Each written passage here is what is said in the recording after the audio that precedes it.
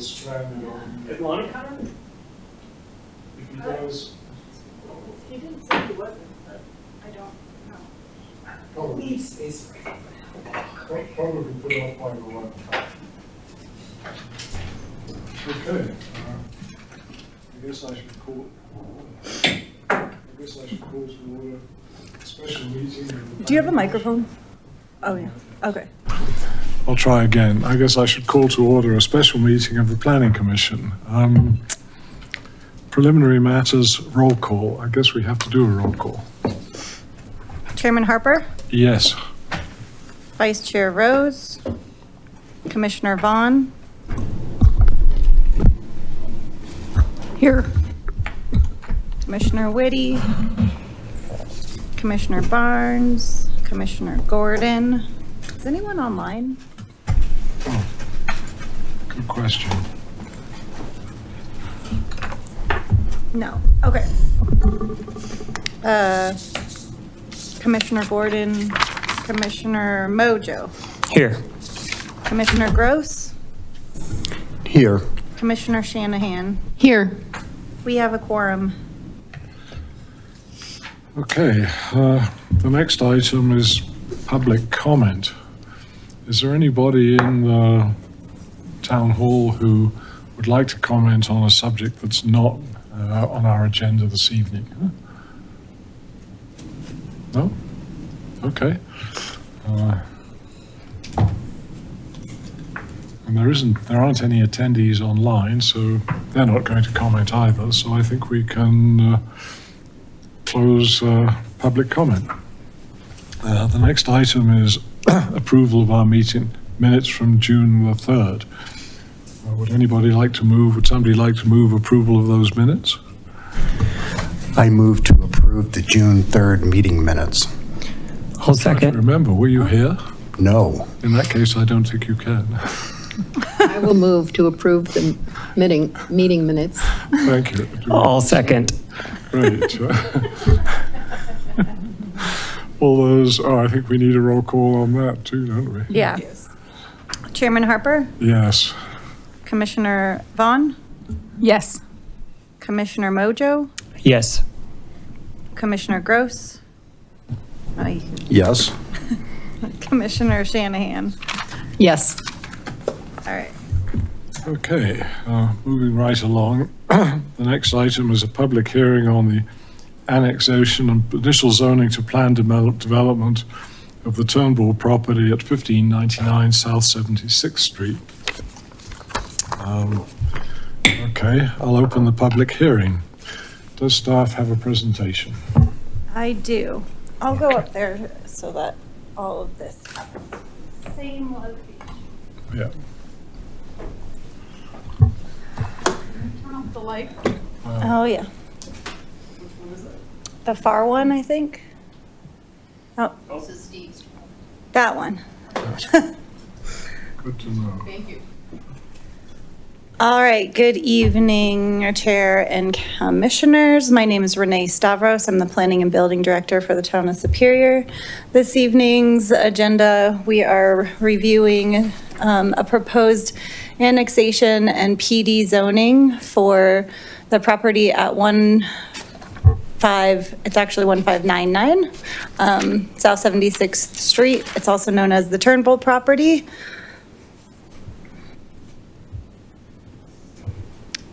The property is located along 76th Street, just south of Guardian Storage, west of the Costco and Target Superior Marketplace Shopping Center, and north of Sagamore.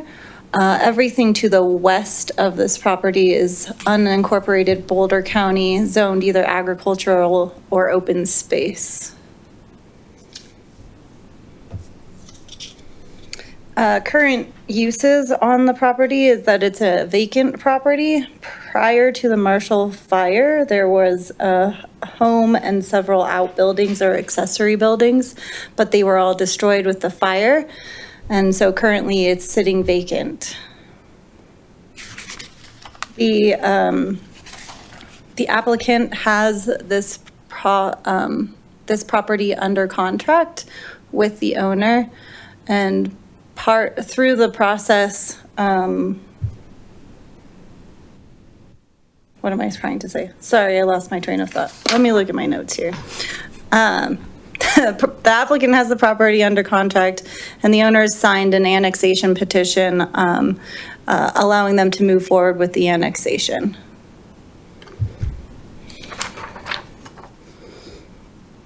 This is a visual of the annexation map. The property consists of 4.57 acres. They're applying to annex it into the town of Superior. It's currently an unincorporated property in Boulder County, zoned agriculture. In accordance with the town's municipal code, under annexation, this application requires the property to be zoned, which is part of the conversation we're having this evening on top of the annexation piece. Prior to this meeting, the town issued a quitclaim deed for a portion of the Turnbull property, relinquishing any rights to the area. There's an area in the Sagamore subdivision that overlaps with the area shown as the Turnbull property. And so with the subdivision, when the applicant comes back for a subdivision, all of the property boundaries will be rectified. But as part of the annexation, we wanted to ensure that there were no pieces of land that didn't get annexed, or that the town relinquished property to allow the annexation of the remainder of the lot. So that was done in April of 2025. And then on May 12th, part of the annexation process is an approval of a resolution of substantial compliance, which basically says that the applicant submitted all of the appropriate documentations, including the annexation petition, in order to move forward with the annexation, and it sets the date for the annexation, which is June 23rd, next Monday.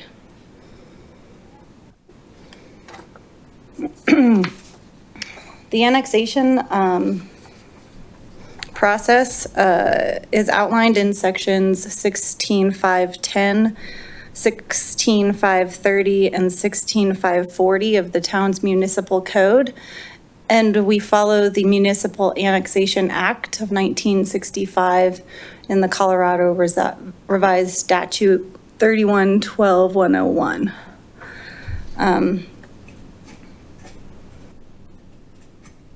A petition for annexation was filed with the clerk, and the town council did find a finding of substantial compliance. So a resolution was approved on May 12th, and the annexation and zoning hearing was set for June 23rd. Concurrent with the annexation petition, the applicant submitted an application pursuant to section 16730A and 161030 of the Superior Municipal Code in order to zone the property as planned development with a PD plan, which is also being reviewed as part of this application this evening.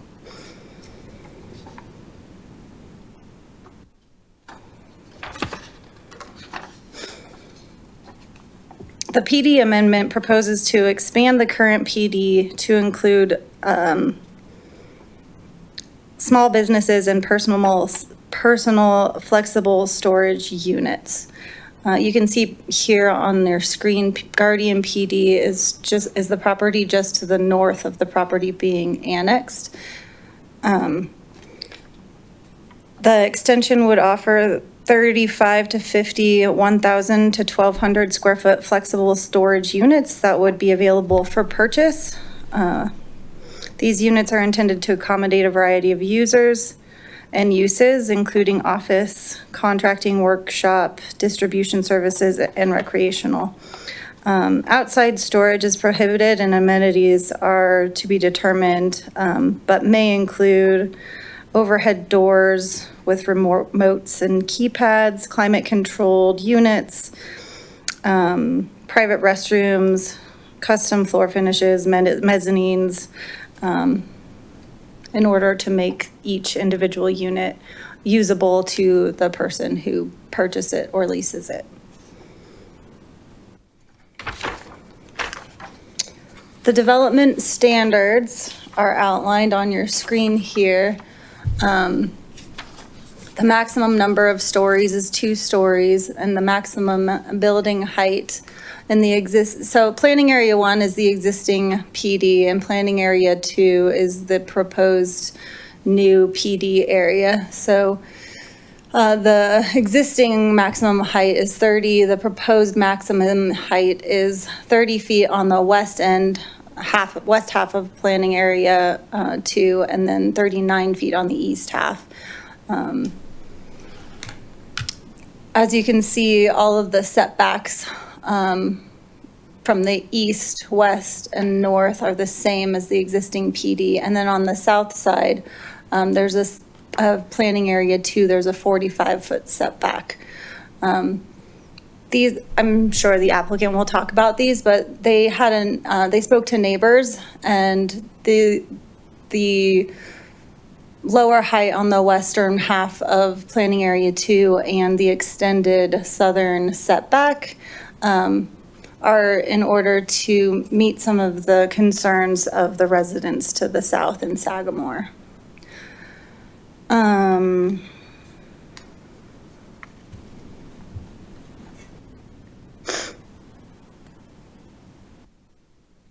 Since the site design is still under development, the PD does not provide the exact number of parking spaces. The mini storage has 0 dedicated parking spaces, and then they have temporary parking and drive aisles.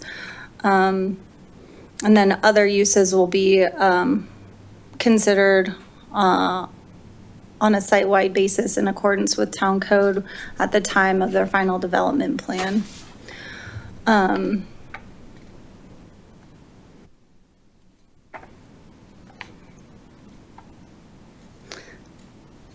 The PD amendment also states that signage will observe the provisions of the code permitting 1 building sign and 1 freestanding sign or monument per street entrance.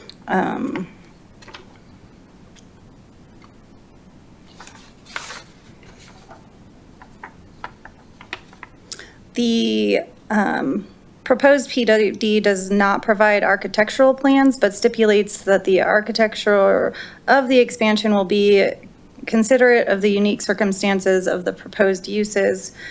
The features, materials, articulation, and color will be consistent with that of the original development, Guardian Storage to the north.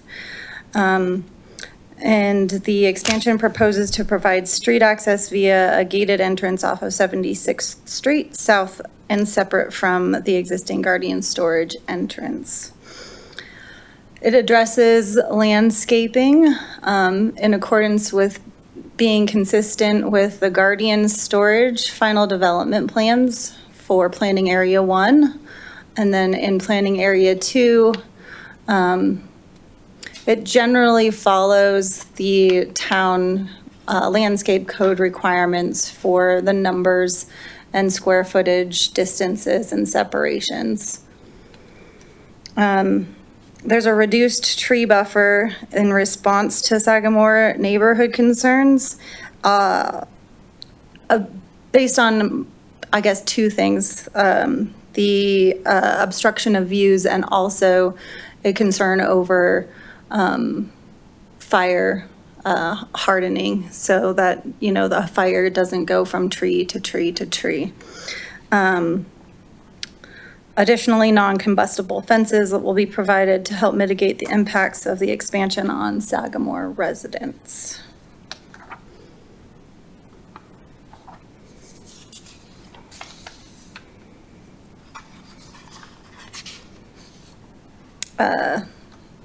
As described earlier, the PD will allow for light industrial, office, small-scale commercial, and storage type uses.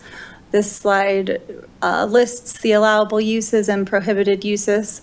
I'll note that What you see on the screen here is different from what was in the staff memo. We used the previous version of their PD's submittal for the staff memo by accident, but the ones you see here are the revised version of the allowable and prohibited uses. There's also estimated utility demands that are outlined in their utility memo. And those are based on the acreage of industrial land use per the town standards.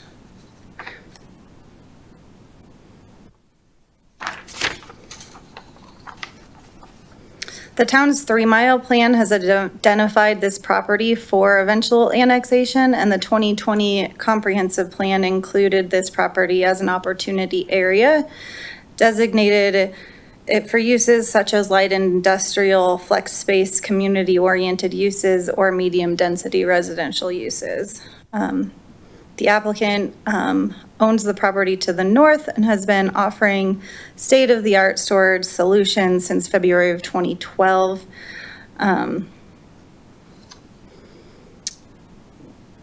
In reviewing all of the criteria from the municipal code for a PD amendment, it furthers several goals and policies found in the 2012 comprehensive plan. That includes fulfilling the preferred land uses and implementing site design and landscaping that buffers it from existing residential neighborhoods and preserves open space views. If Planning Commission finds that the application meets the criteria for annexation and zoning of planned development, staff included a resolution recommending approval to the town council for annexing the town into the town, the real property known as Turnbolt property, zoning the property as planned development, and approving the associated annexation agreement. That is my whole presentation. David, do you want to ask me questions, or do you want to hear from the applicant who's here this evening, who also has a presentation themselves? Would you like to hear their presentation first and then ask questions, or do you want to do questions for me and then have them present? I have one question for you, which is really just for the avoidance of doubt. If this project goes ahead, we would get a final development plan for the actual, for what it would actually look like. Correct. Before any construction goes ahead. Is that right? Absolutely. Yeah, they'll have to go through a subdivision process as well as the final development plan process. Does anybody else have a question for Renee? Not yet. Not yet. Okay. Shall we move on and hear from the applicant? Okay. Does the applicant have a presentation? Oh, yes, good. So you can use the perfect. arrows, or you can use the little scrolly. Great, thank you. You're welcome. Good evening, commissioners. Thank you for having me. My name is Kevin Cohen. I'm a development partner in Guardian Storage. I've been a Boulder County resident for 26 years, and I actually office every day at the Guardian Storage here in Superior.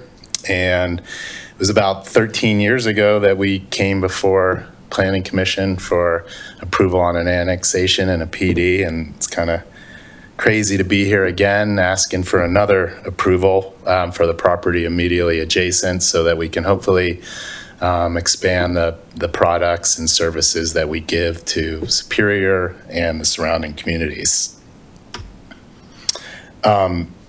We opened in 2012. I hope you're familiar with our property. It's been a great decade plus for us in the town of Superior, not just in terms of having a good business, but also in terms of really being involved in the community. We've been doing this for 35 years. We have about 35 properties, and I don't think we have a property that has ever been so ingrained and a part of the community as our store here in Superior. Just a little bit of background on us. As it was mentioned, we design, construct, and operate ourselves all of our projects, which we be considered to be state-of-the-art developments, and we're really catering to both high-end residential and commercial clients, and commercial clients will be a theme of my presentation tonight. We've developed and operate over 3 million square feet of storage between Western Pennsylvania and Colorado. And when we say we have superior properties, we believe in the architecture, the landscaping, the customer service, the technology, the amenities, and most importantly, the people who run our stores. And again, we opened in 2012 at 1555 South 76th Street. So one of our goals when opening a new property is to be omnipresent in the community. And our goal is when somebody eventually needs storage, which most people do, the first place they're going to think of is us. And this is just a few examples of the way we do this. You know, we offer our property as a location for free document shredding and electronic recycling. We have coat and sock drives. We're very active in community events like the Parade and Pancakes, the Chili Fest. And most importantly, we're really involved in the Chamber of Commerce, including hosting various events. And for these efforts, we've twice been named by the Superior Chamber of Commerce as the Business of the Year. And these awards are specifically given for our work with the local business community. And I'm bringing this all up not to just brag about what a good job we've done, but it's actually, it relates to the product that we're proposing building as a part of this PD expansion. I think you're pretty oriented now, but again, it's 4.5 acres immediately south of our existing property. Yeah. And just, you know, for some clarification again here on the process, what we're doing right now is seeking approval on the PD. And the PD will establish the zoning for the property, including all the allowed uses, the prohibited uses, the architectural requirements, the setback requirements, height restrictions, and landscape requirements. And the two sort of overriding uses for this project could be traditional self-storage, so just an expansion of what our property currently is, or flex space, which I will talk about in a minute. And as it was already said, should the PD be approved, we would then proceed with a final development plan, which, as you know, is really all the nuts and bolts of the project. It'll include the actual site plan, the actual architectural renderings, which again will have to follow all the stipulations of the PD, drainage, utility, parking, and traffic, among others. And that FDP will also be subject to the town board's approval. So I think most people are familiar with the self-storage product we currently offer. So I wanted to focus most of my time on the flex component, since that's a little bit of a new product. Getting back to, you know, the benefits of being involved with the local business community, you know, I think one of the benefits it's given us is, you know, we talk to these people, we hear from them, they come into our office. And one of the things that we hear is that small businesses need large storage options to house and manage their inventory. Keep in mind, the largest storage unit that we have for rent is about 300 square feet. And the options for this type of storage has become more and more limited and expensive in Boulder County. Many of the areas that were, you know, previously zoned for light industrial have been rezoned to multifamily. And if any of you did a search for flex space in Boulder County, you're going to see results of things that are very old, you know, maybe built in 1990, very large, you know, smallest space might be 4,000 square feet, and the majority of it is 15,000, 20,000 square feet. There's no clear height space in them. They're almost all for rent.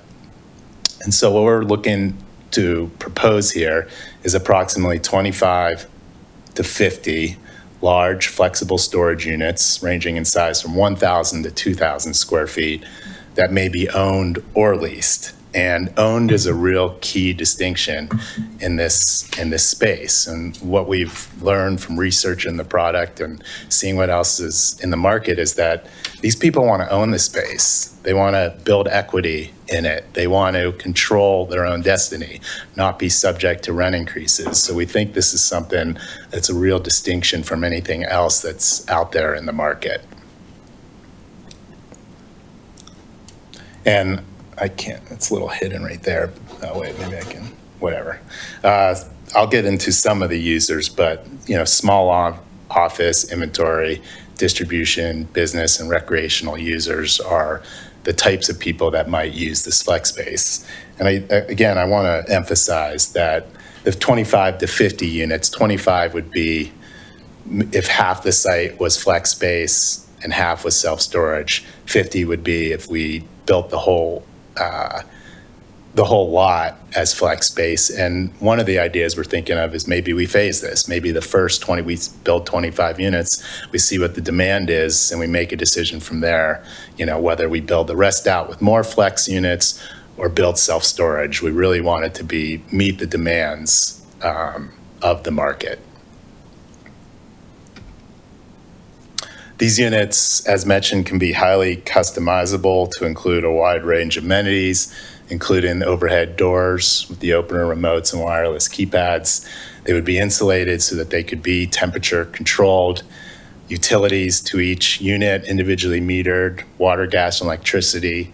Electricity would have likely a 150 amp electrical panel, be 240 volt ready.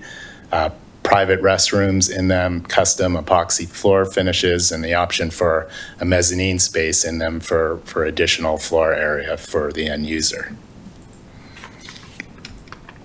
So this is a flexible, scalable, and ownable solution that could be for space for people to work,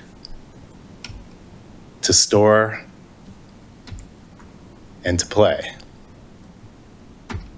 And here's just some pictures of the various ways that people have utilized and laid out these type of units for you to see.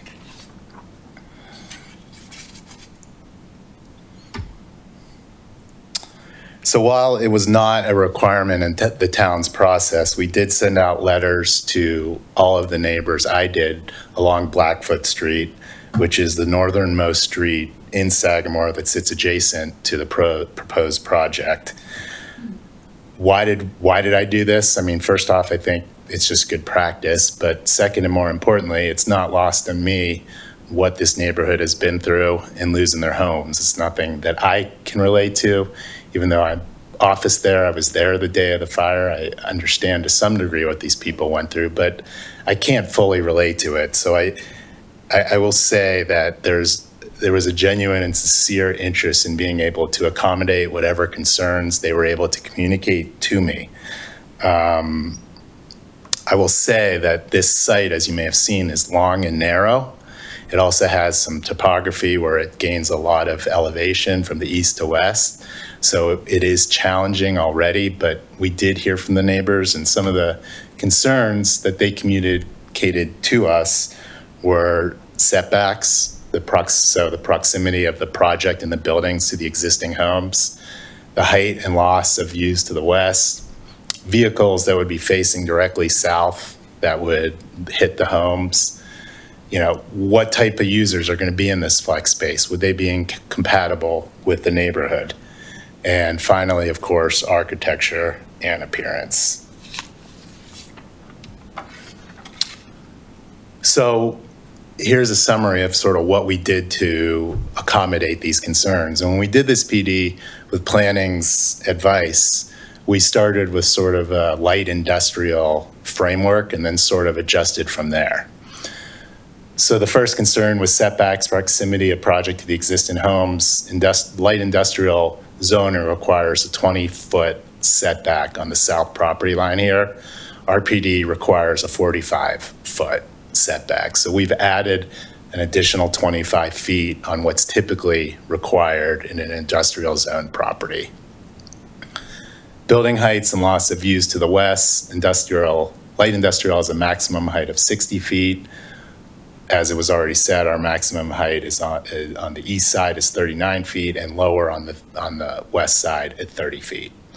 For the vehicles that would be facing directly south with headlights, light industrial doesn't have anything to do this, so we put in our PD that a 6-foot tall opaque fence would be required in addition to the tree plantings, or any drive aisles are facing south. In terms of any uses being incompatible with the neighborhood, we've tried to be very specific on what's not allowed there. Things that we definitely would not want there. And we sort of have this catch-all at the end that says manufacturing and other uses that do not adhere to local noise, environmental, door, or emission standards. We're not trying to have much discretion with what's not allowed here. We want to be specific here. And I will say, and I don't expect neighbors or anybody else to take a lot of comfort in this, but we have a vested interest. We have a business there. I office there. We want to have a successful community. We don't want to put uses in there that aren't going to be compatible, because that's not good for the neighbors. That's not good for us at Guardian Storage and our tenants there, and that's not good for having a successful business. On the architectural and appearance, again, we have stipulated in the PD that it shall complement Planning Area 1 in terms of materials, colors, and articulation. We design the system property to be compatible with the Superior Marketplace, so it should look like a continuation of the existing property we have today, and the PD specifies that is a requirement.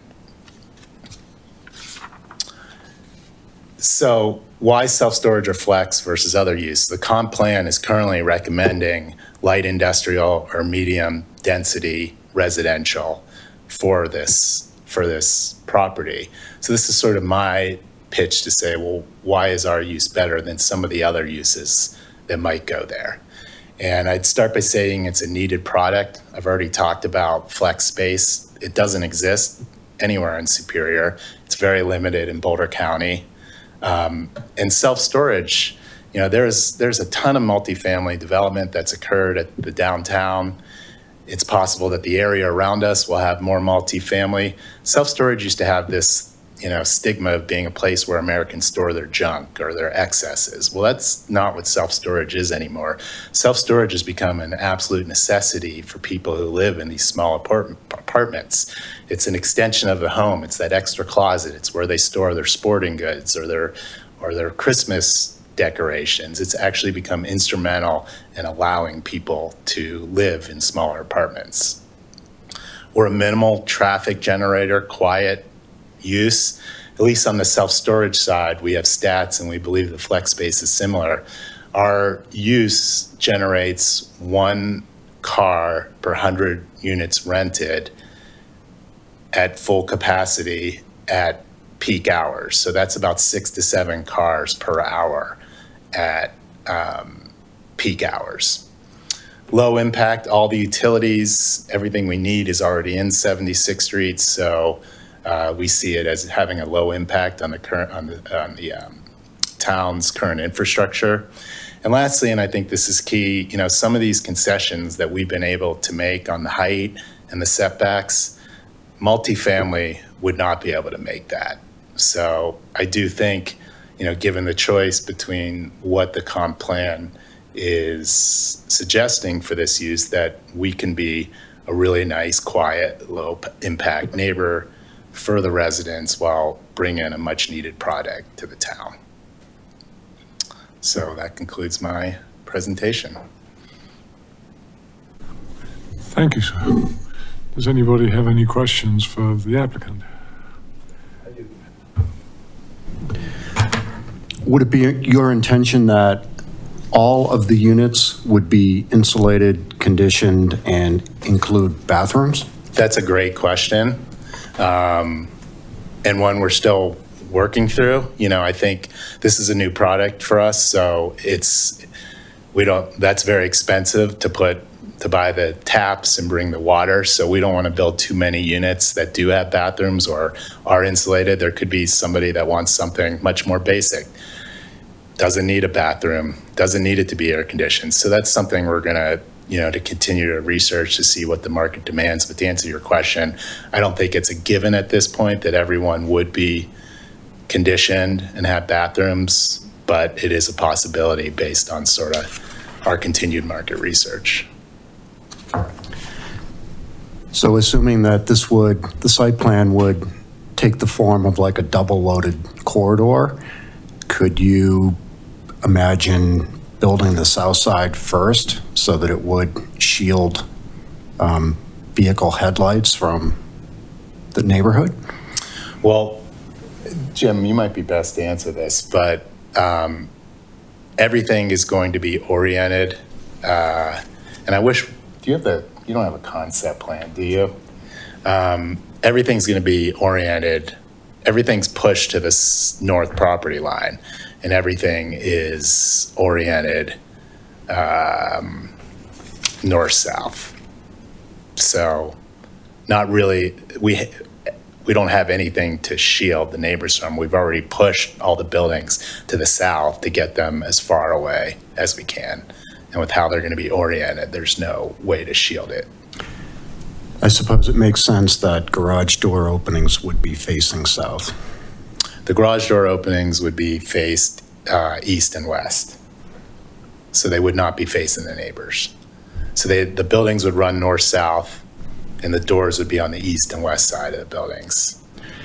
It's just a suggestion, but some sort of concept plan or site plan, even diagrammatic in form, would be helpful Yeah, for the planning commission and the board of trustees. yeah, and we have sketched something out. Obviously, we couldn't have gotten to the setbacks we have, and if we didn't lay something out. And I think as a part of the town board, we should at least show schematically how it would be laid out.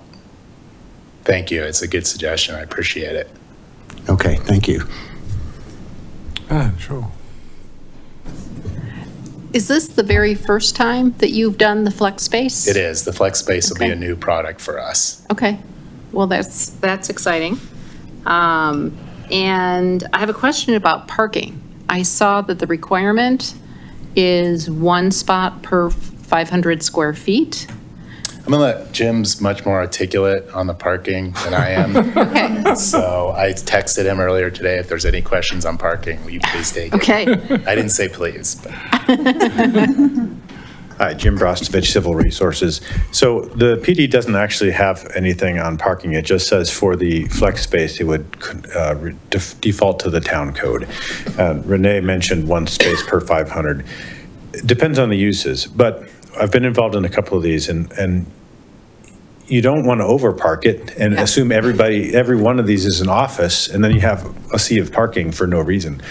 So when we come in with an FDP, there'll be a parking study, and this is a new product to Guardian, but it's not a new product on the market. So we usually end up with two to three parking spaces per unit, and so some of them there's not going to be anybody there anywhere at all times. It's just a storage, and some of them you might have an office. So it's kind of a balance of how much is enough, but too much.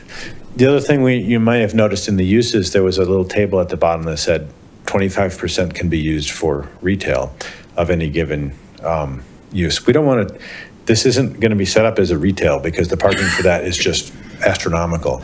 But if you wanted to sell something out of here, let's say you had a business making and selling pottery, you could sell out of this, but you can't have the whole thing to be, set up for retail. So it's incidental sales. So that helps control the parking. So we look at we're going to look at it on a site-wide basis. So we'll project, a certain percentage of it will be storage, certain percentage of it will be office. We don't know, and over time that's going to morph, but we kind of look at, we don't want to have to come back to the board every time somebody buys a unit. So we're just going to say, as a whole, this should meet this ratio, which will kind of be an industry standard ratio based on a parking study that we'll present in the FDP. Okay. My hope is that you wouldn't have too much parking. We don't want to have more than we need. Yeah. Okay, great. And have you done condos before? Or, We have not personally. All Okay. of our self-storage product is for rent. yeah, And I will say we are working with third-party consultants who are been doing this type of product for 30 years all over the country so that we can avoid, we're not trying to figure it out ourselves or reinvent something that's been successful in other areas. okay, And the condo aspect is definitely something that'll be new for us. yeah, yeah. Okay, thank you. I noticed there was like some roads and trails and stuff that kind of come in on that south side of the property. Are you planning any connections to those? Or allowing a trail through your property or any of that? Yeah, that graphic was what, from the previous comp plan? No, we're not proposing a connection through the site. So there's a street that actually dead ends into this, or it actually doesn't dead end, it's actually platted. It won't come through the site. We will be extending a sidewalk across 76th Street to connect to the sidewalk that is in front of Sagamore to the one that's already in front of Guardian. But we're not planning on any connection through the site, particularly if some of it becomes self-storage. It's a secure area and we don't want pass through it. Okay, I just was noticing. First, thank you for being good neighbors. We do appreciate that. Can you give me, you identified it's a needed product. Where's the closest flex storage right now? When you say, do you mean similar to this type of Similar product? to this concept. The Colorado Tech Center in Louisville would be the closest product. But I will say that the smallest unit they have, I believe, is about 2,500 square feet, and it goes up significantly from there. I think, I don't have it, like 2,500 up to 20,000 square feet. The average size of ours will probably average out to about 1,200 square feet. I think the next closest product would be off-site garages in Broomfield, if you've seen it across from the previous Broomfield Event Center. That's not true flex space, that's more storage space, meaning it doesn't allow, they don't have the mezzanines, they don't have the climate controlled, the temperature controlled. They're more large storage units, but those would be the two that come to mind. Okay. And can you give me just a couple of, I'm trying to go from theory to how this will actually look. Give me a couple of examples of the businesses you would expect to ultimately rent or own here. Yeah. So there's I actually brought a slide here. Whoops. So these are the allowed uses for the project. And we've tried to be broad here, and when we first did the PD, I found that we were too specific. And I think the problem with being too specific is there's so many uses out there that could end up wanting to use this space. And if you don't have it in the PD, they can't use it. So that's why we've tried to be a little bit more broad here. And these are some examples. I could go through each one and give you some examples if you'd like a little bit, but on the office side, this would be small scale office, such as consultants, architects, accountants, motor enthusiasts. I think, it is self-explanatory, hobbyists, light manufacturing and assembly. That could be electronics, furniture, equipment, maker spaces. I know that's pretty vague, but that could be for craftsmen or boutique manufacturers creating things like pottery, jewelry, which was mentioned, studios for painting, sculpture, photography with optional gallery space. Trades and workshop could be plumbing, electrical, HVAC people. Indoor recreation could be just, I was at one of these that I was seeing where somebody had built a basketball court for their kid who was going to be a Division I basketball player and needed somewhere to train. So I'm happy to expand any more, but there's quite a wide variety of users we think we could accommodate in this space. Sure, thank you. And would you have any other services on site or equipment rentals or anything that Guardian would provide, or it's truly just the spaces there? Yeah, I can't think of anything that we would at this point. Are you familiar with anything that's done at this type of product? Yeah, I mean, if there's anything you were thinking of in particular, we're certainly welcome to the feedback, but no, just the space. Great, thank you. I just have a couple. These are, Guardian will continue to own the land, and if the units are available for purchase, the owner will own everything above the land. That's correct. Is that correct? Yep. And what's the difference between the 30-foot height and the 39-foot height units? Well, we did that first as a way to reduce the heights to the west and hopefully a way to preserve some of the views that the Sagamore neighborhood have. But also because the site has a big elevation grade going from east to west. On the west side of the property, we can actually take advantage of the grade. And if we were to build a 2-story building, that could be an over-under situation where the first floor is half underground and you could drive up and around to the second level.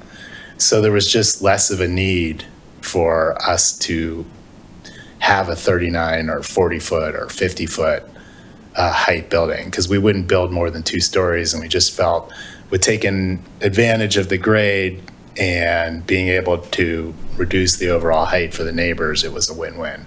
Does that make sense? You say the ground slopes from east to west or from Yes. west to east?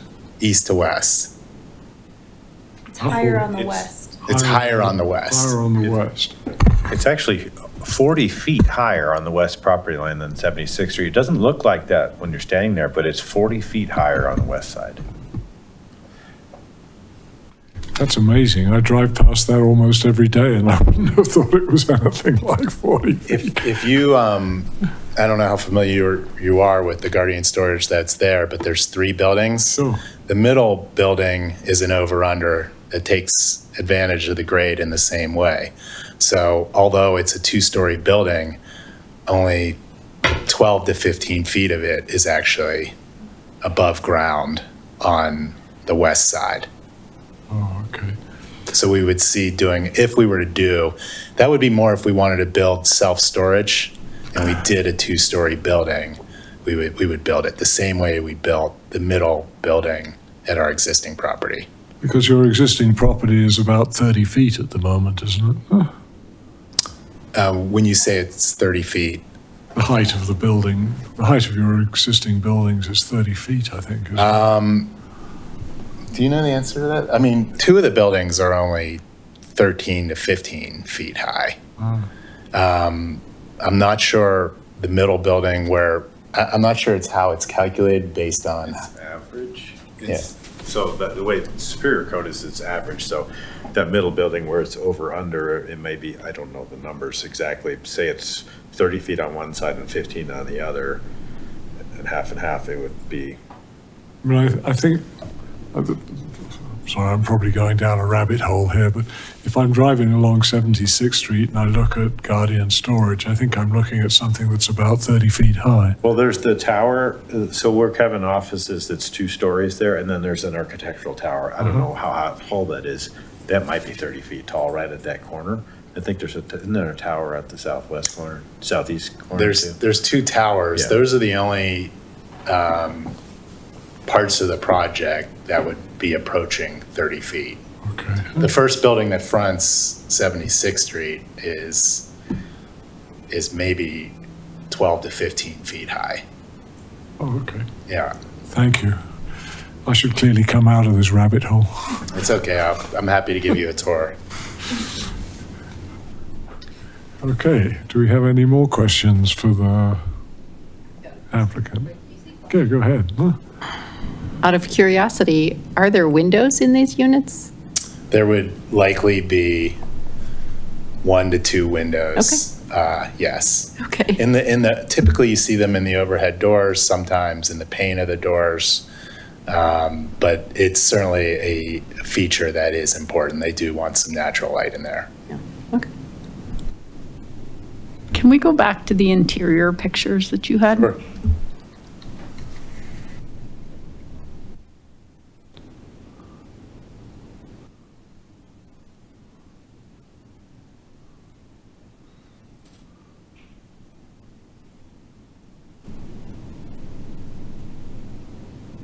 I also would encourage you, so these actually come from a company called Personal Warehouse, who's acting as a consultant for us. They're the ones that have done this elsewhere in Colorado. If you're interested in the product and learning more about it, it's a really good website that sort of explains what they're doing. Did you say that the access doors would face east and west? Correct.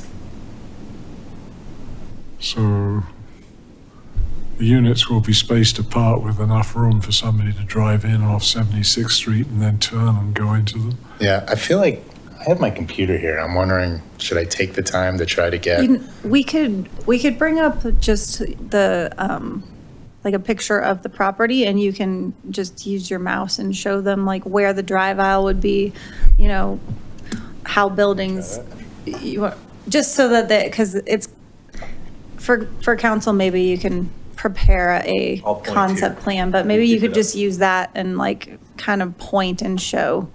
And to Commissioner Gross's point, we'll have this available at the town board meeting. So so we initially started off this with one drive out down the middle of the building on each side, like you suggested, and that sounded great. until you Hey, started- Jim, Until you started looking at the grades, because you would have had to have a step between each unit, which would have been really difficult to accommodate. Particularly if you want to make this a business, it has to have ADA accessibility to the street. So that really isn't practical. So what we have now in our concept plan, I'm going to point here. There's a road, the access road is here on the south side, and there's a building, it's just like this, smaller, but building. So the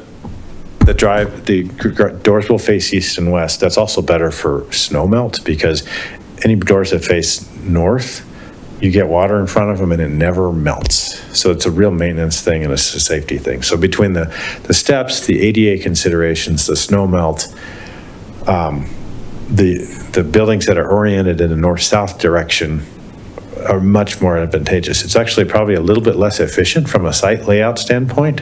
We could get more if we ran 2 long buildings this way, but they wouldn't be very good buildings. So really, the orientation is very similar to what we have on our existing property, but the drive aisle is flipped to the south and the buildings are oriented all the way to the north. So this aerial view shows a street immediately south of the property boundary. Is that your access drive, or would this access drive be, or the vehicle circulation be on your property? Oh, it'll be on the property. There's a driveway coming out of between TJ Maxx and Target. Right there, it'll line up with that, and that's within the property. So, yeah, that gray line is not correct.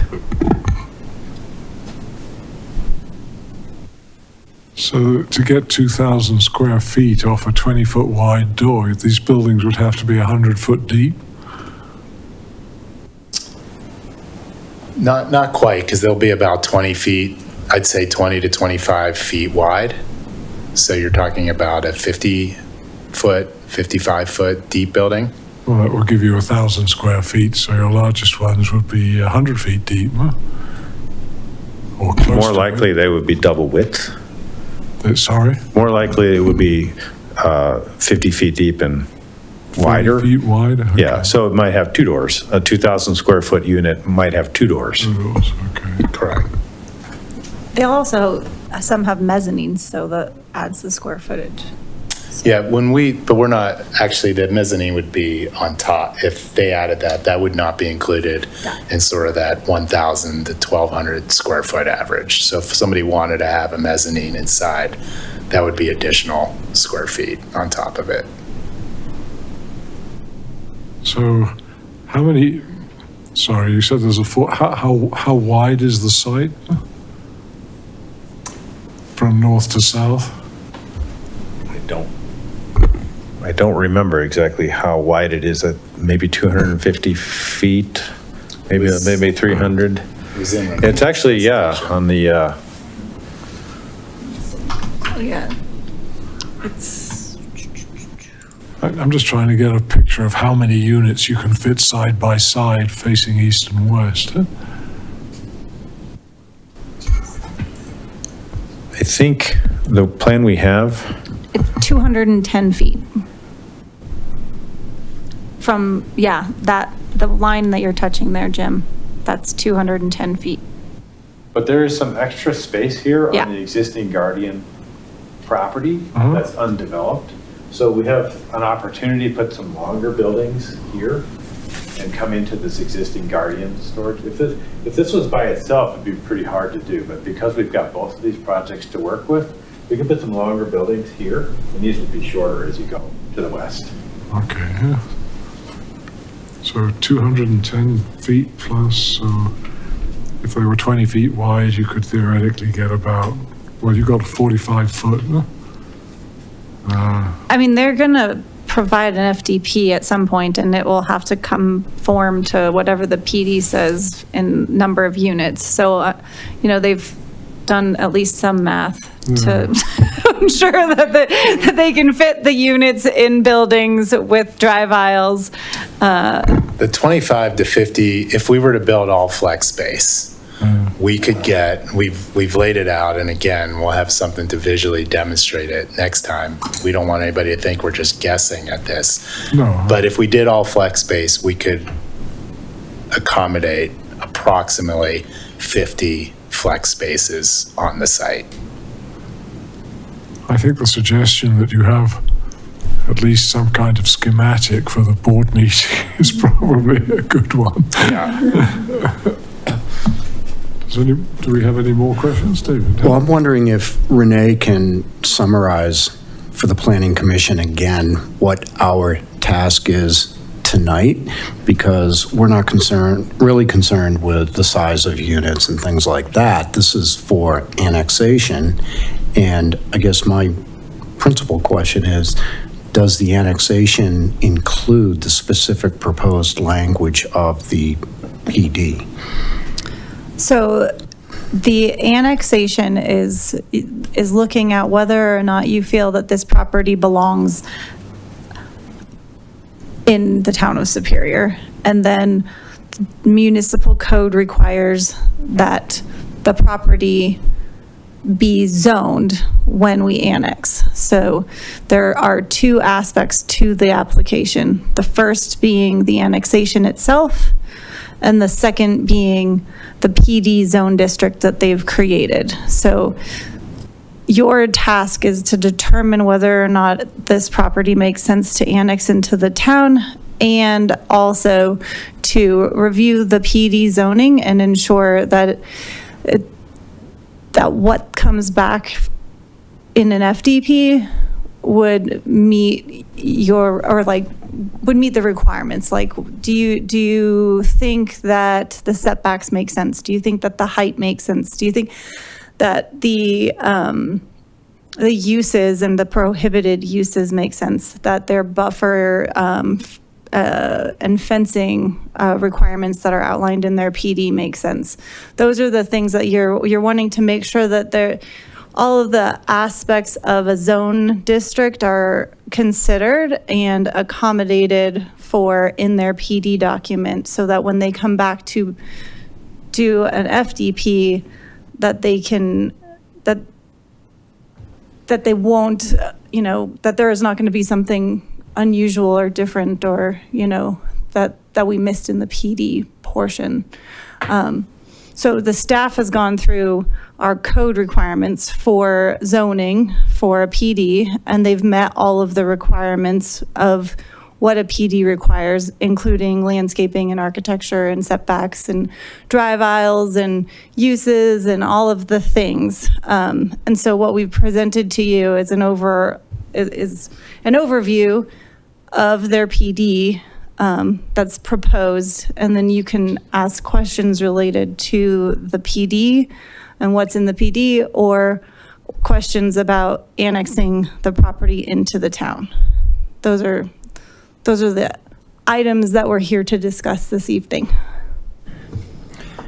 So does the annexation agreement consider that for this project to ultimately be realized, that these two lots would need to be combined and there would be a lot line abandonment? Is that permissible? Is that possible? Is that part of the process?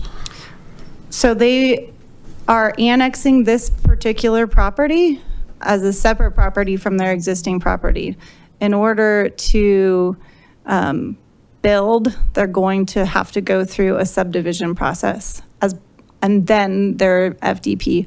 Likely, I mean, they could do one and then come back and do the other. I imagine that they'll do them consecutively, kind of like we normally see applications where they show the proposed lot line adjustments, amendments, and then you'll see their FDP plans that lay out where the buildings and the drive aisles and everything and the landscaping and utilities and all of that go. The annexation agreement also, and they mentioned it requires them to complete the 76th Street right-of-way, sidewalks, gutter, tree lawns, all of that stuff, so that you will have a sidewalk on that side of the street, similar to that of Guardian to the north. So they had to make the street improvements for Guardian when it came in, and then they'll have to do the same thing for this property when it comes in. Thank you. Okay, any more questions? Ma'am, you've been sitting there very quietly. You're the only member of the public present. Would you like to make any comments, or? Sure. Huh. Wasn't planning on it, but I will. My name is Tiana Estrada. I am the real estate agent for Joe Turnbull, who is the current owner of the Turnbull property. Okay. I've been working with the Turnbulls for over 6 years now. I had the honor and pleasure of knowing Edna, Nadine Turnbull, and her grandson actually is the owner of the property because she was not able to care or take care of it anymore. And so he purchased it and she lived there. He purchased it, I think, 5 or 6 years ago, and I helped with that process. I'm just here to be an advocate for the family. They have been through a tremendous amount of loss, and he has had several offers from multiple people over the last 5 years for this land. And we've spent a lot of time talking with Guardian, and I've spent a lot of time talking with Joe, and he really feels that this is the best option for the community. He has been approached by many affordable housing, multi-housing, condo, townhomes, you name it, they've approached him. And he feels very strongly that this is a good use to bring to the community. And just on a side note, this has been a strenuous process for the Turnbull family. I'm sure you're aware. Nadine Edna was lost in the fire. They have a displaced cousin who lived with Nadine. She's been displaced for the last 5 years. So they're trying to find a place for her to be and live and thrive. She is special needs, and so that's been very challenging for the family. And so this process has a lot more at stake for the Turnbull family than maybe most people think. And so that is why I'm here, to just give them a little bit of a voice, because in all of these processes, which are necessary, sometimes the Turnbulls have gotten a little lost in the planning and the story. So that's why I'm here, just to let you all know that he's put a lot of thought behind the offer that he decided to accept. because he did feel that this was the best fit of all of the offers that he's gotten for the use of this land. So that's why I'm here. Thank you. Thank you. Do we have any more questions for staff or the applicant? In that case, I should close the public hearing. Public hearing is closed. Do we have a discussion among ourselves? Fine.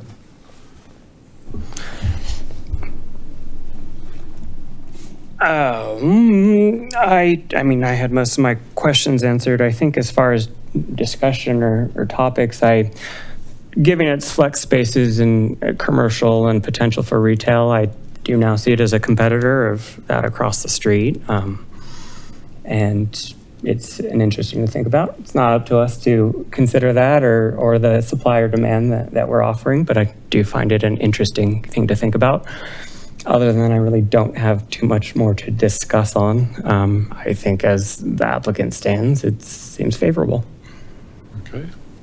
Amanda?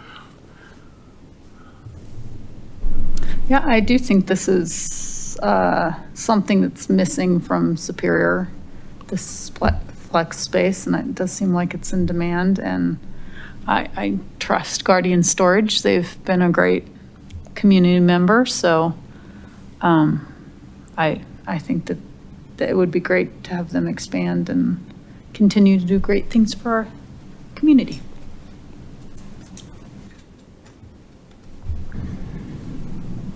I think it's an interesting project. And I think it's very appropriate that we annex the land. Clearly, that is the intention of the town, for at least since the 2023 report. What was that called? The 3 mile plan. And many times I'm here bringing up affordable housing. But I do feel like in this case, it's a really good opportunity for an existing business to expand, a successful business to expand. I assume you would not be doing this if you didn't think it was going to be profitable. And so it would add to the property tax revenue for the town. It'll add retail, would there be retail on the rentals and that kind of thing? So, I mean, it'll generate more revenue, which we need to diversify our tax base. And I think the opportunity for residential, unless it was somehow integrated into Sagamore, it's kind of a long, narrow property, a little bit awkward for residential. I know that there is discussion about using other space along 76th Street, and possibly further west if it was an idea that's just been tossed out there from one of the council members. So I'm inclined to move forward on it. Okay. David? I believe the proposed annexation makes sense for the town of Superior. And the proposed zoning and anticipated uses are mostly consistent with adjacent uses, and that it has the potential to be an economic development tool for the town. So it's a good proposal, in my view. I agree. This whole site is actually about 23 acres, and I think it was in the 2012 comprehensive plan as an area that ought to be annexed. It's been discussed as an opportunity area for multifamily residential. I think even if this area moves forward, there's still plenty of space left. I mean, this is 5 acres out of 23 acres, so 3/4 of it would still be left for residential development. And I think it's a good space for residential development because it's very close, particularly if it was senior residential development, because you're only about 10 minutes walk from the bus stop. It's very close to Costco and Target, so you can hope that people wouldn't be using so many cars.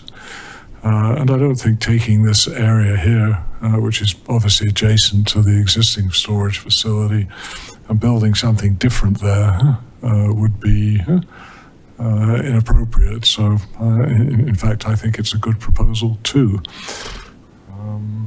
Okay, so are we ready to move to a vote on this? I think what I need to do is get somebody to propose the resolution, isn't it, Renee? Okay. I think I came prepared. I think I have a copy of the resolution somewhere. What did I do with it? If you don't have a copy, I can find it. Oh, I'm sure The I have a language. copy somewhere. What the hell did I do with it? Just need. This one? Yes. Would you like to propose it? Sure.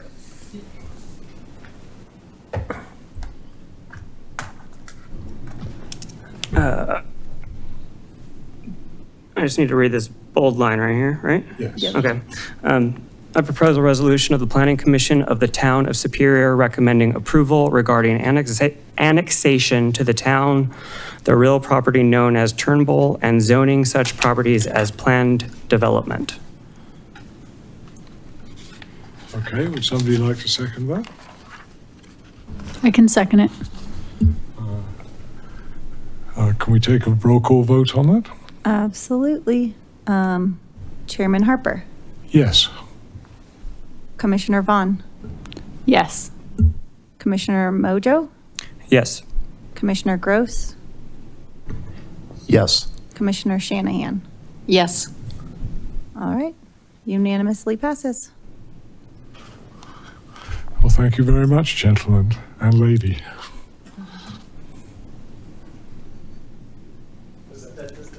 Oh, It's all in one. They combined them into single. It was, that was new this week. Sorry for the confusion. As long as they're not confused.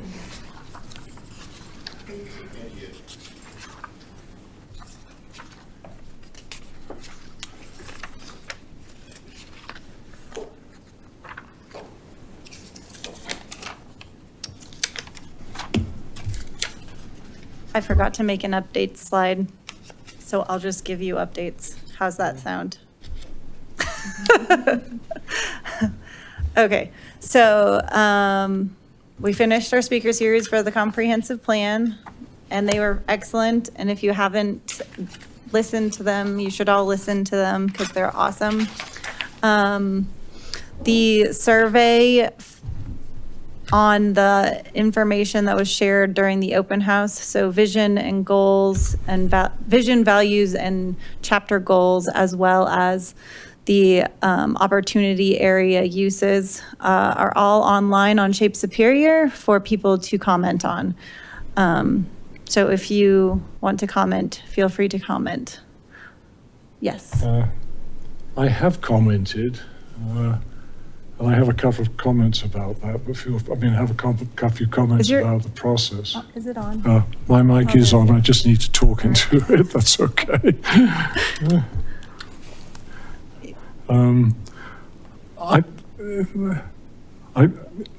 I found it difficult to find that survey.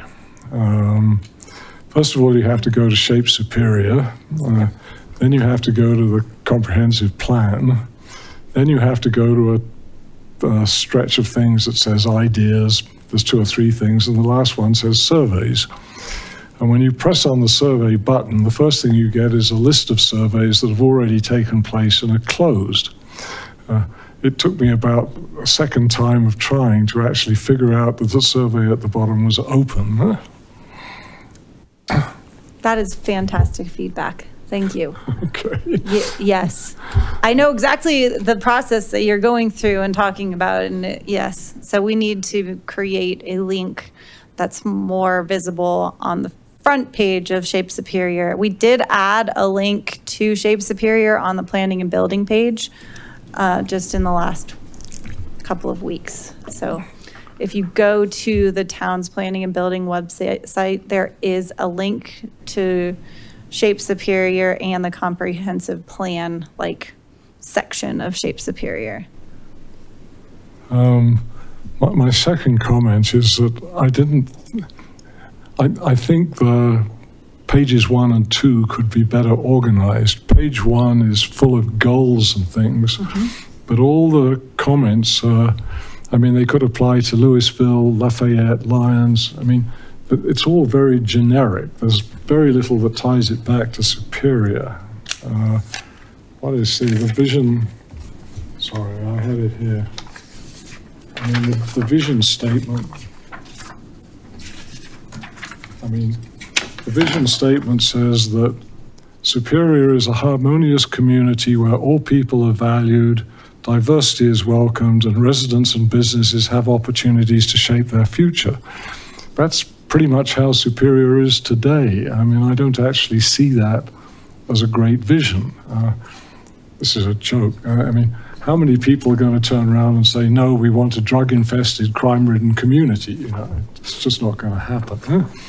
And almost all of the comments in the sections on the chapters are similar. They're very generic, and there's very little. I can send you some more information because I filled it in. There's very little that ties it to Superior specifically. The really interesting bit, I went through it all, and so at the bottom of page 1 it says next page. I spent quite a while on page 1, and I thought, oh, this is dreadful. And then when I got to page 2 and saw it was all the opportunity areas, I thought, this is really what I want to see. So personally, I would recommend reversing the order and making the opportunity areas the key part of that survey, if that's possible. The third thing I wanted to say is I'm not sure how many people actually know about that survey, because I've been asking my neighbors if they'd like to complete it, and the question I'm getting is, what survey? So I don't know what outreach we've had to tell people that this survey exists. And I'm actually quite concerned about the overall outreach program, because, I thought the speakers on, the housing, the cultural development, the economic development, and I haven't seen it.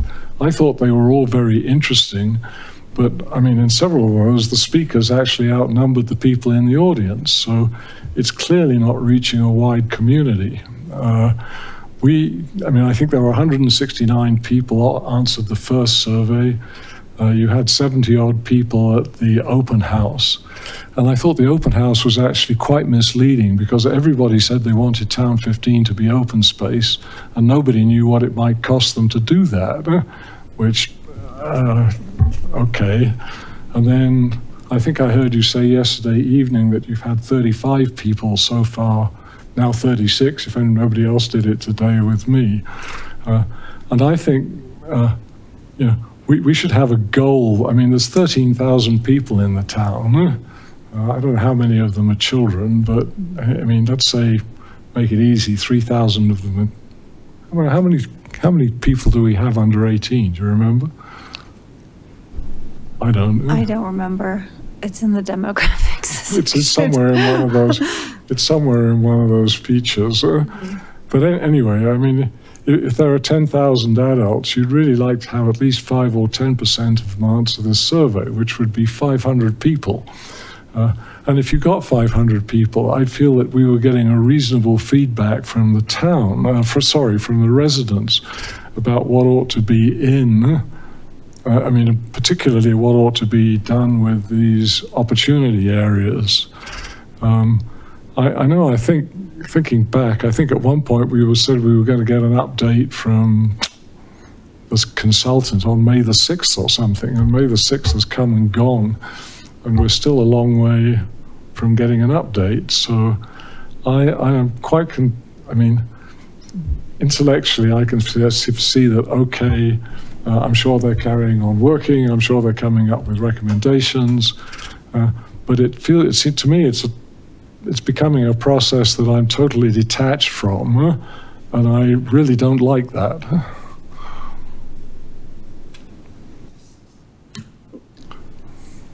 I don't know if anybody else has any comments.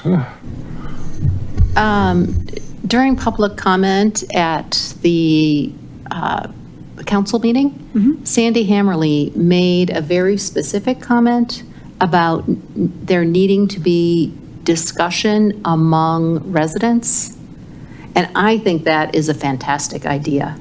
I remember, I think it was when we were planning downtown Superior, they invited people to the school cafeteria, I believe it was, and we sat around tables and we had big maps and we had little, art supplies. And it was like, oh, well, there could be a ball field here. There could be town hall could be here. There were various, and we had good discussions, and every group came up with kind of their own little design plan. And consultants took those back and did drawings and whatnot based on community input, but it was discussion-based. And we weren't just sitting with our neighbors. They were, they were residents that I hadn't met before. And it was a really nicely facilitated and interesting process, and I think it was really productive. We did the same kind of thing for the Northwest sub-area plan when that was in process about 6 years ago now. I did have one suggestion that I was going to make, which is for the beer fair, which is not quite as good as having a discussion, but might get more people. For the beer fest, we send out a flyer to everybody in town, saying basically there'll be a beer and chili fest on September the 2nd. We put in the time, and encourage people to come. The cost of doing that is only about $3,000, so I would strongly promote sending a flyer to everybody saying, please fill in the survey, and this is how you do it, because that would at least make people aware that it exists and that it's something they can comment on.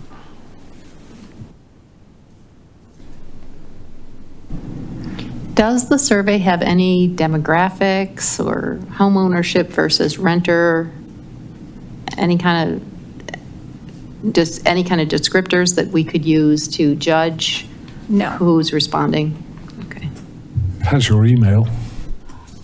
It does, if only if you choose to include it or log in order to take the survey.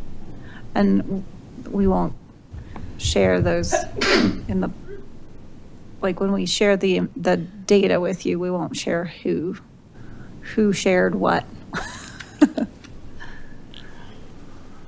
Well, I think for it to be a sort of real comprehensive plan, it's got to have, it really needs as much resident input as we can get. And my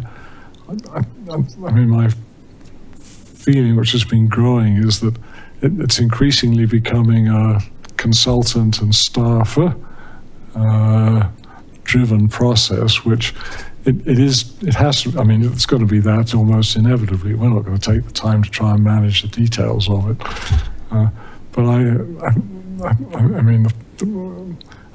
The process is basically almost becoming invisible. I really thought the meetings that we had were great. I can remember from the first one, the president of Boulder Creek neighborhood saying that building new affordable housing is the most expensive housing you can build. So I thought, okay, well, that's an interesting perspective. The cultural identity one, the gentleman speaking there was very good. He had two comments, I thought, which was that email surveys don't work. His recommendation was get people's cell phone numbers and then send them a short survey of 3 items. And then he had a really neat quote, which was, "It costs you nothing to change your mind." And the one I remember from the economic development, there were two from the economic development. One is that for economic development to succeed, you have to have a brand and a core store, something like Starbucks that other people can build around. And I mean, somebody I think in the audience was asking about small stores, the kind that you might have in the live workspaces, and the answer from the lady on that was, well, cute stores have cute hours, so don't expect them to be open for too long. So, I mean, I thought there was real value in all of those, but the value was to the 8 or 9 people who were there, not so much to the broader community. And it may have been that having them, why did we have them here? Is it just because the audio visual here makes it easy to, yeah, I thought that was probably it. Yeah, we wanted them to be recorded so that we could say, and videoed so that we could use them. Well, I thought, all the speakers were actually generally excellent. I mean, there wasn't anybody I felt wasn't on point.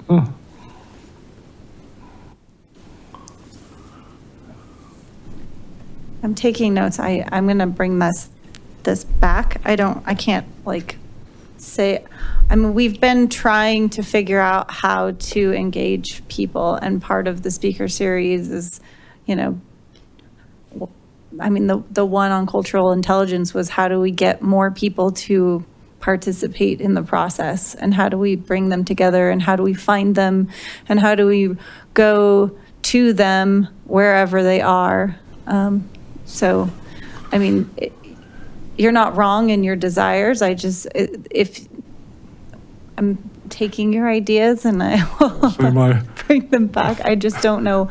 I don't know what there are a few more opportunities for engagement through the process. So we're not done with community engagement yet. So the next phase of community engagement, if there's, we need to figure out what else can we do to get more participation is what I'm hearing. I mean, our communications team has sent out the surveys and they're sending it out again tomorrow. But again, that's to people who have signed up for emails to receive the blasts from the town. So if you didn't sign up, then you don't get that information.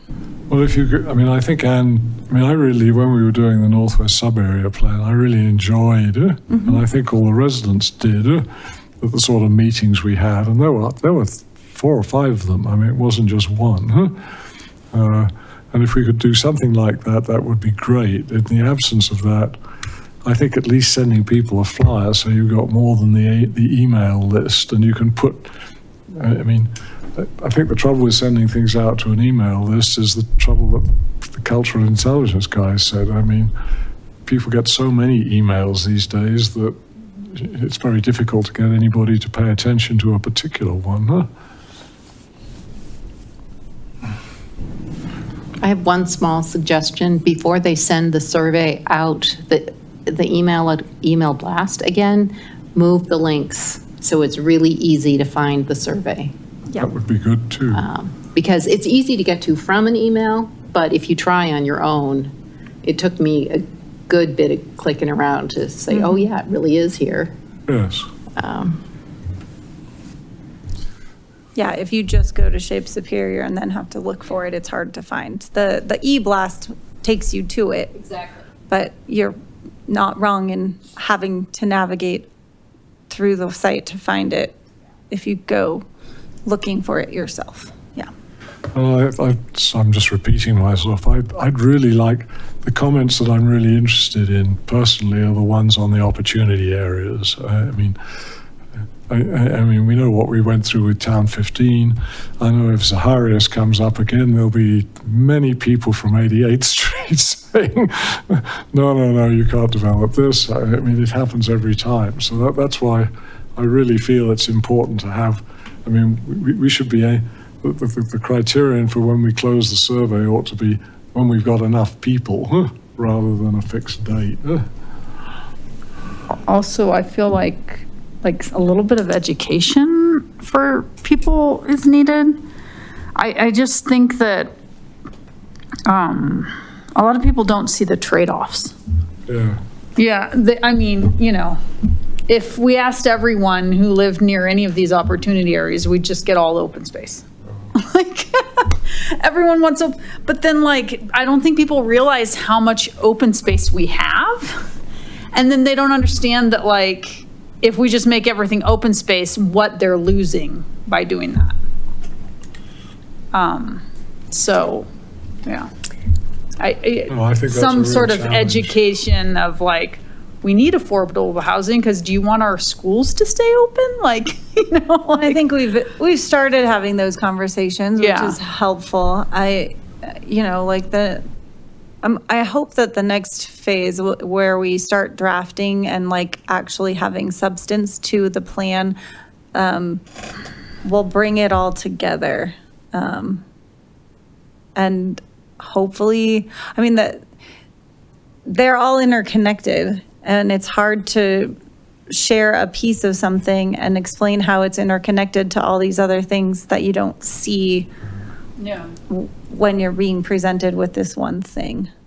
Well, I know you have Mike Barnes' copy of the sort of that preliminary worksheet you're doing. I hope something like that will be incorporated in the plan, because I think that sort of addresses part of your comment about what the trade-offs are. Even if it's open space recreational, that's not free open space, because when you start building parks, it starts costing you money. So, that's a factor that somebody ought to consider. And the town has a lot of parks. Can we get a list of how many playgrounds? Because There's a map. I know, but there's a lot of hidden ones all over, different PDs have their own. There's a couple in Sagamore that nobody would know existed if you didn't drive I know. through Sagamore. Those three that I was I haven't even ever been to those because I didn't know they existed. There's a lot of playgrounds in town, which is awesome. And yet I feel like maybe we need to just maintain the ones we have, not make new ones. I just thought of an idea as a last-ditch effort if we were really trying to comb for, survey responses and everything. You could do a block party concept where you're trying to tag leaders in all these neighborhoods. We have a cul-de-sac we could host a block party in, do a 15-minute educational YouTube video that could be somehow shared to those people that came to the block party. And hey, humans love competition, so make the community, the neighborhoods compete against each other for the amount of survey responses they get. And then obviously make it as easy as possible. I thought of it because I thought about, bringing actual neighbors together to discuss things. It also just helps us to meet our neighbors. It's summer now. Subsidize, no idea how, subsidize a way for Boss Lady Pizza to, deliver to those areas, those parties, and, bring out the vote. There are resources actually for block parties. There's a trailer behind the Superior Center for block parties. And then I know the CAPS committee, you have to write a proposal and provide half of it, but then they have money for block parties. So. We had a block party over in the marketplace, some years ago. I remember two things about it. It was going to be artistic. I think there were tents with art displays set up. It was the rainiest day we'd had for weeks, and the police eventually sent everybody home because they were scared about lightning strikes. But I don't think we should be put off by that. But Chairman Harper, I do share your concern in that, even watching the work session with Town Council yesterday, there's a lot of heat on the comprehensive plan, and there's a lot of eyes, and it should be comprehensive. We're a small community. We don't really have a lot of excuses not to go and door knock and get our neighbors to talk about what they want. But I do share your concerns. And I do really appreciate, I was following your process as you were explaining it. I didn't even realize how difficult that was.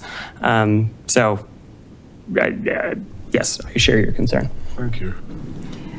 Are you doing any tabling at the summer market? Not this one, no. Okay. That might be a good. I think we plan on doing one at the next one. I mean, you could just be in the Civic Center. You wouldn't even need a tent. Are you going to be at the picnic breakfast on July the 4th? Pancake breakfast, sorry, on July the 4th. I haven't, no. You probably haven't thought that far yet, sorry. I'm Well, sure I you mean, are I not know short of there's things to that- do. There's lots of things going on for that. I don't know I'd have to go back and see if they asked if we wanted, usually if there's opportunity for like staff to table something at a thing, they ask us, and I don't know if they did or didn't. It may have gone through my email and I just didn't see it. I'll be honest. I don't know. I know that we have an event in the parade and everything, but I don't know what tabling opportunities there were for that, or are probably still. I think the parade is a great opportunity to pass out stickers with a QR code saying I surveyed, and you scan it and it immediately pops up the survey, and it's incredibly easy to fill out. And you'll just have whoever on that float, kids running out, passing out the stickers. If we have 13,000 people in the neighborhood, make 26,000. Please throw away the stickers, and we'll make sure they're picked up afterward. But hey, QR codes are pretty helpful these days, as are stickers. Everyone loves a sticker. I did my part. I took a survey. I second the QR code sticker idea. Cool. Thank you, guys. Have we said enough about this subject, or should we invite Renee to move on if she has anything to move on to?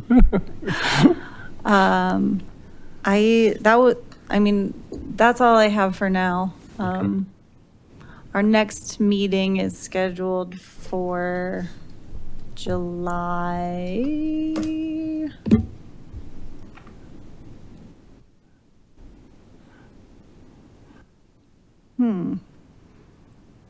Would it be July 1st or July 8th? July's a weird month. Tuesday's the 1st of the month. So I think technically, we've been doing the 3rd. Oh my gosh. Let me look at the town calendar and see when our next meeting is.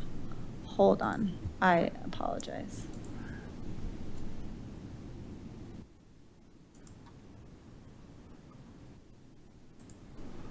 The 15th, July 15th is the next scheduled planning commission. I don't know if we'll have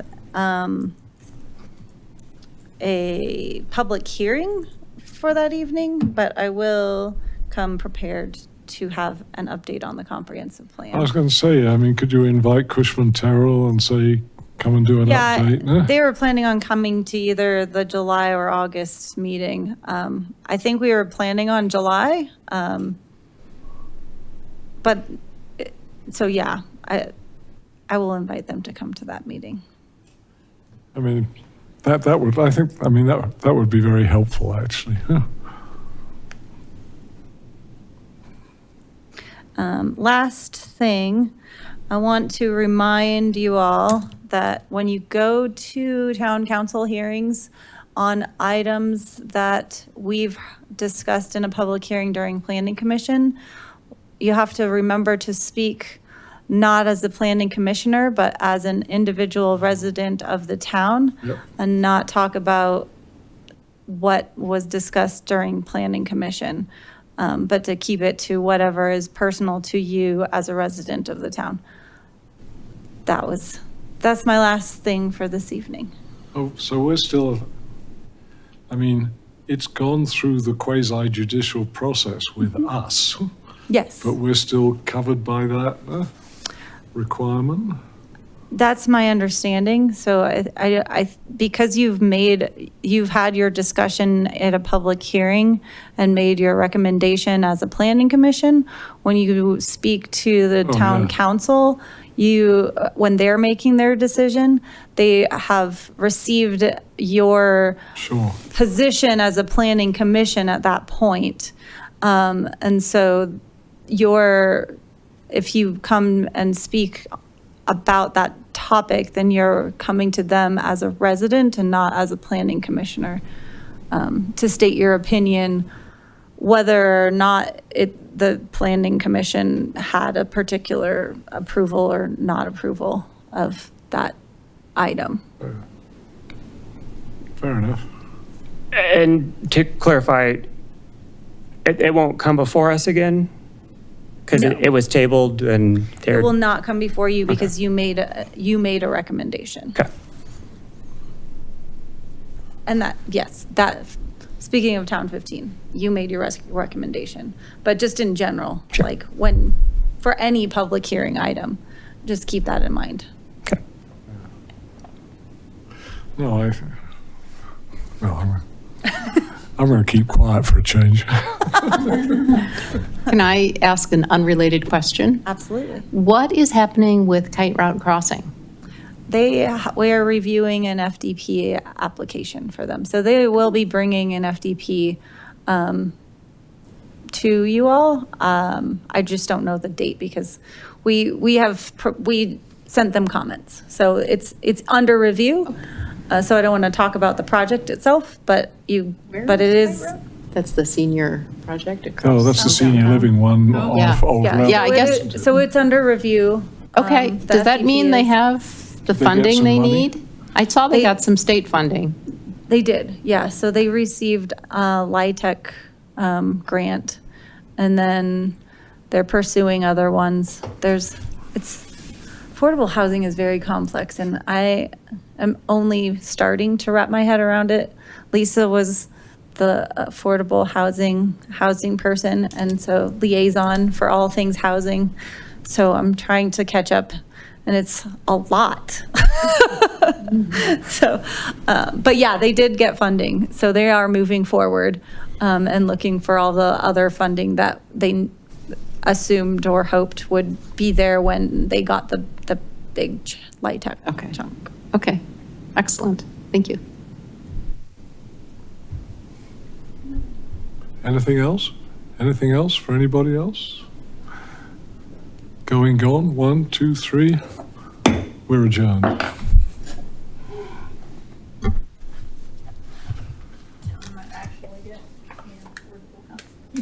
Maybe.